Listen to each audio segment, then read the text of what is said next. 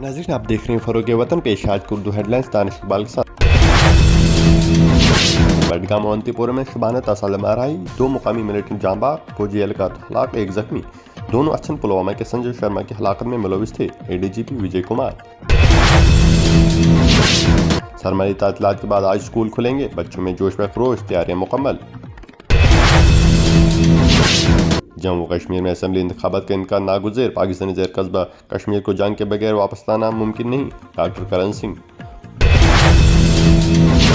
भारत एक जदीद digital infrastructure बना रहा है, वज़ीर आज़म नरेंद्र मोदी। कहा, डिजिटल इंडिया के फ़ायदे माशरे के हर तबके तक पहुँचना चाहिए।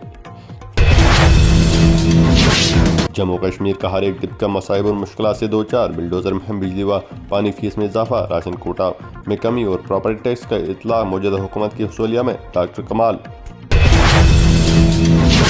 वादी के बालई इलाकों में हल्की बर्फबारी और बारिशें, 1 मार्च से मौसम खराब रह सकता है, 3 और 7 मार्च तक मौसम खुश रहने का इम्कान।